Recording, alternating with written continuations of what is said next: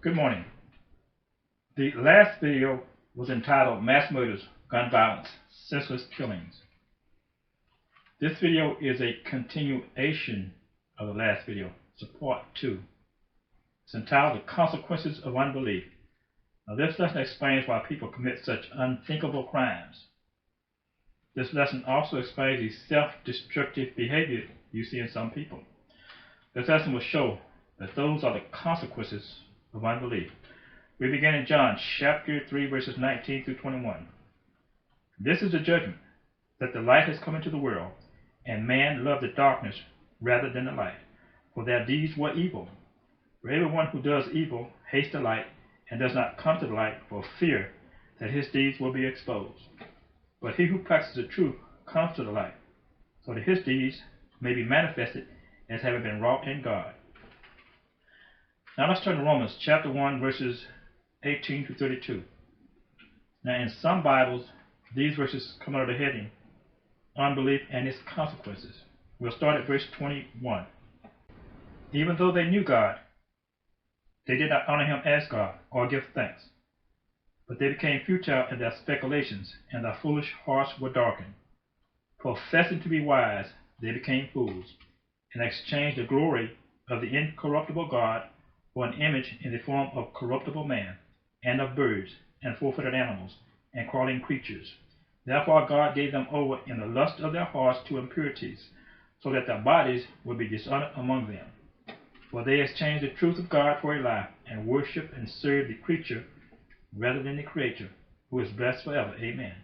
For this reason God gave them over to degrading passions, for their women exchanged the natural function for that which is unnatural.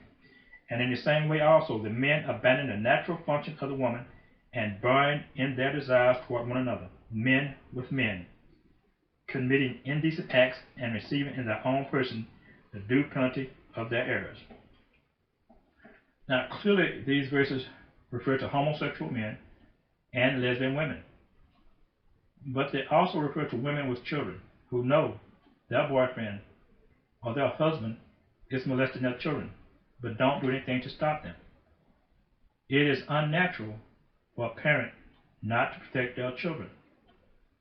Even wild animals protect their young. As for those men who molest children, well, they have turned their back to God and walked away. For that reason, God gave them over to a depraved mind. They have a depraved mind. That is why they commit such unthinkable crimes. It doesn't matter whether that person is filthy rich or dirt poor. It doesn't matter whether that man has never been to church or is a leader of a church.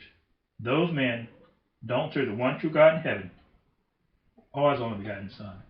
Those men serve the devil. They are no more than wolves in sheep's clothing. Moving on to verse 28. And just as they did not see fit to acknowledge God any longer, God gave them over to a depraved mind, to do those things which are not proper, being filled with all unrighteousness, wickedness, greed, evil, full of envy, murder, strife, deceit, malice. They are gossips, slanderers, haters of God, insolent, arrogant, boastful, inventors of evil, disobedient to parents, without understanding, untrustworthy, unloving, unmerciful. And although they know the ordinance of God, that those who practice such things are worthy of death, they not only do the same, but also give hearty approval to those who practice them. Now you must admit, that sounds an awful lot like what's going on in the United States of America today. Moving on to 2 Timothy chapter 3 verses 1 through 9. But realize this, that in the last days difficult times will come, for men will be lovers of self, lovers of money, boastful, arrogant, revelers, disobedient to parents, ungrateful, unholy, unloving, irreconcilable, malicious gossip, without self-control, brutal, haters of good, treacherous, reckless, conceited, lovers of pleasure rather than lovers of God, holding to a form of godliness, although they have denied its power. Avoid such men as these, for among them are those who enter into households and captivate weak women, weighed down with sins, led on by various impulses, always learning and never able to come to the knowledge of the truth. Just as Jannes and Jambres opposed Moses, for these men also opposed the truth, men of depraved mind, rejected in regards to the faith. But they would not make further progress, for their folly will be obvious to all, just as Jannes and Jambres' folly was also. Paul's second letter to Timothy was written in the first century, almost 2,000 years ago, yet it so accurately describes the United States of America today. Now I encourage you to read and study the Bible from beginning to end, and try to get a better understanding of God's Word, the truth. The truth will not bind you. The truth will set you free. This is Bible Studies. The truth is about to be told.